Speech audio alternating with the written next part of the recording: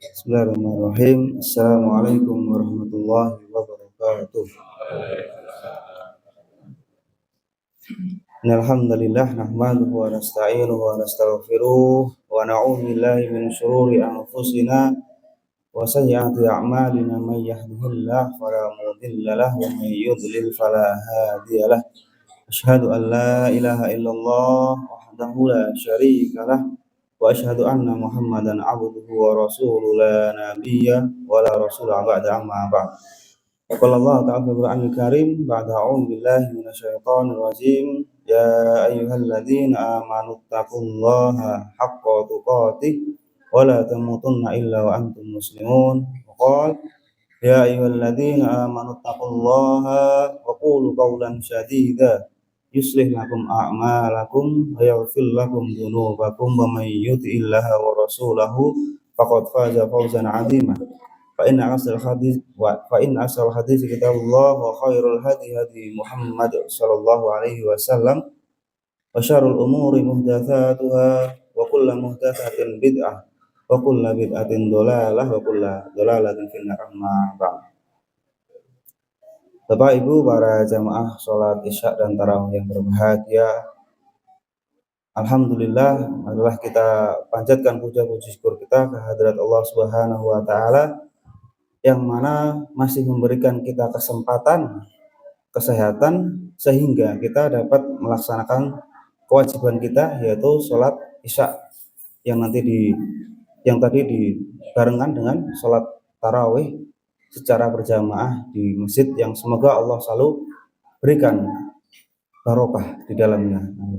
Salatu salam malah kita selalu hanturkan kepada uswah hasanah kita, suri tauladan kita Nabi Agung Nabi Muhammad sallallahu alaihi wasallam yang karena jasa beliaulah, perjuangan beliaulah, dakwah beliaulah, tetesan darah beliaulah hingga saat ini di mana kita tidak bertemu dengan Nabi Muhammad, akan tetapi ajaran beliau masih sampai hingga saat ini sehingga kita masih bisa merasakan tiga nikmat, yaitu nikmat Islam, nikmat iman, dan nikmat ihsan.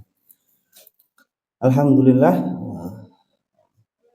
sudah masuk mungkin hampir 10 hari awal ya kita berpuasa, sangat cepat yang dimana kemarin baru merasakan awal saum, tiba-tiba udah hampir di 10 awal kita berpuasa. Waktu sangat cepat. Ya, jadi jangan sampai kita sia-siakan waktu yang sebentar ini. 1 bulan kita benar-benar harus berjuang ya. Mungkin yang bekerja harus double. Mungkin pagi bekerja, malam juga harus begadang. Untuk apa? Untuk mendapatkan pintu ampunan dari Allah. Untuk mendapatkan berlipat-lipat gandaan pahala yang Allah berikan di bulan Ramadan. Jangan sampai kita menyesali ketika nanti kita telah ditinggal bulan Ramadan. Dari kata menyesal ini ada beberapa hadis yang diriwayatkan oleh riwayat Muslim, yaitu ada idza matal insanu in qata amaluhu illa min salasin. Jika seseorang meninggal, idza matal insan, jika seseorang meninggal in qata amaluhu, maka terputuslah amal-amalan beliau selama beliau hidup di dunia. Jadi apapun yang beliau kerjakan, apapun yang beliau dapatkan di dunia, maka semua itu terputus. Bahkan harta yang beliau dapatkan, beliau perjuangkan hingga tetesan darah beliau terakhir ya, itu nggak akan berguna ketika kita meninggal. Illa min salasin, kecuali 3 perkara. Bukan berarti terus kita sebagai laki-laki terus kita tidak bekerja, bukan begitu. Akan tetapi di sini kita ada garis bawahi bahwa kita tidak akan meninggal yang dimana nanti kita butuhkan. Jadi terputus semua amal kecuali 3 perkara. Illa min salasin. Pertama yaitu sedekahun jariyah atau sedekah jariyah, ilmu yuntafa'u bihi atau ilmu yang dimanfaatkan. Al ilmu yuntafa'u bihi awaladun sholihu yad'ulah, dan anak soleh solehah yang dimana beliau mendoakan kedua orang tuanya. Jadi yang pertama sedekah jariyah, mungkin kita bisa sudah sangat sering kita mendengar bahwa ya, apa itu sedekah jariyah ya. Salah satunya ketika kita membangun sebuah masjid atau kita mendonasikan uang kita untuk dalam pembangunan masjid. Selama masjid itu masih ada jamaah sholatnya, selama masjid itu masih terpakai, selama masih berjalan ibadah yang ada di dalam masjid tersebut, maka walaupun kita meninggal dan walaupun masjid itu masih aktif dipakai, maka selama itu juga pahala akan mengalir ke dalam diri kita. Jadi walaupun kita telah meninggal ya, kita pernah sedekah, ya Allah dulu saya pernah membangun di Masjid Ar-Rahim ini misalnya.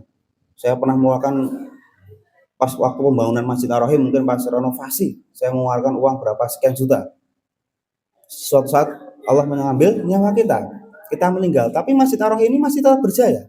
Di dalamnya masih ada orang-orang yang mau beribadah untuk sholat. Selama ada orang yang sholat di dalam Masjid Ar-Rahim ini, maka selama itu juga pahala akan mengalir ke dalam diri kita, walaupun diri kita telah di alam yang berbeda. Sedekah jariyah itu.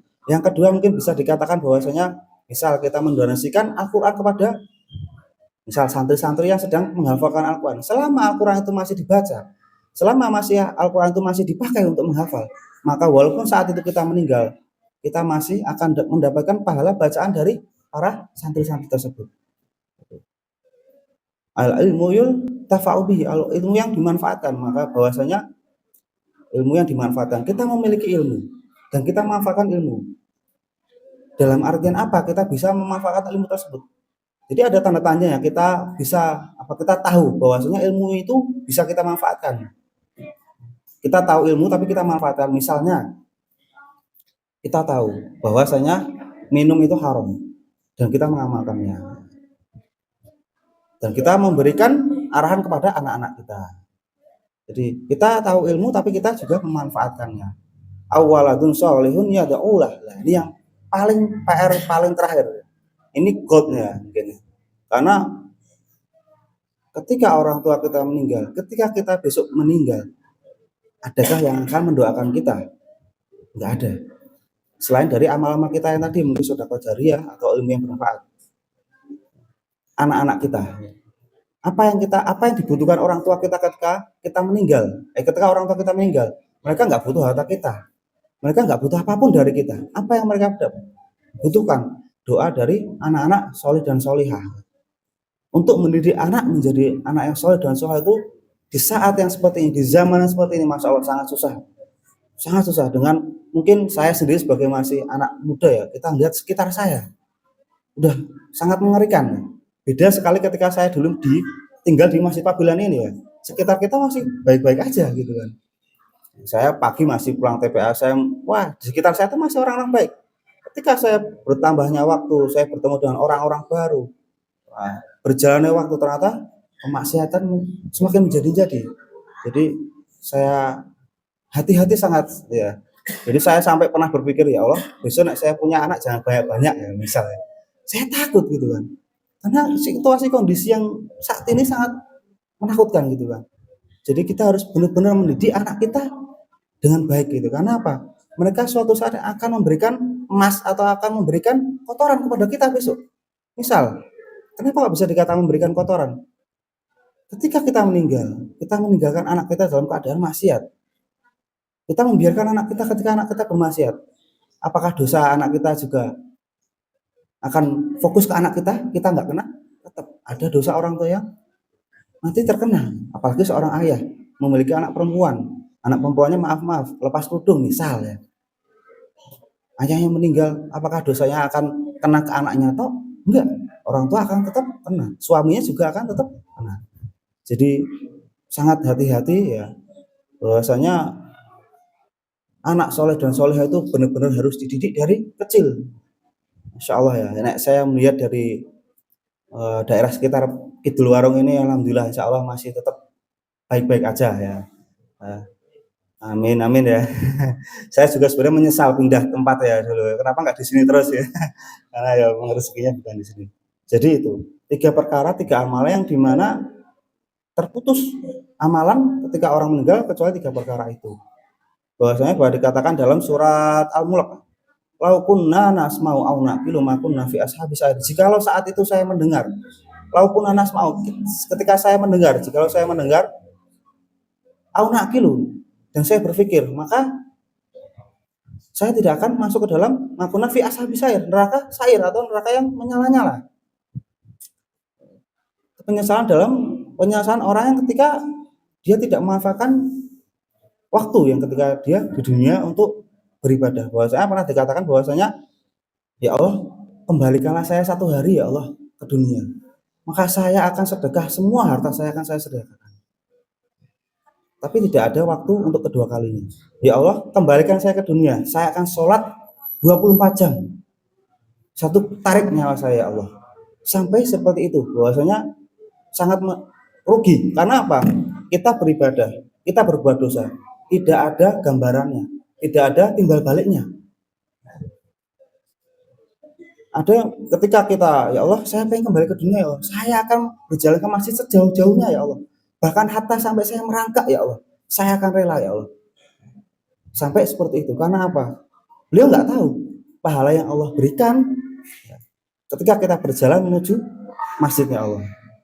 Mungkin dari sini semoga bisa bermanfaat buat kita, semoga kita bisa memaksimalkan amalan-amalan kita di bulan Ramadan. Semoga amalan yang udah berjalan ketika di bulan Ramadan ini jangan sampai berhenti di bulan Ramadan aja. Semoga bisa berlanjut sampai ke bulan-bulan berikutnya, sampai Allah mengambil nyawa kita semua. Akhirul kalam, akhirul da'wana alhamdulillahirabbil alamin.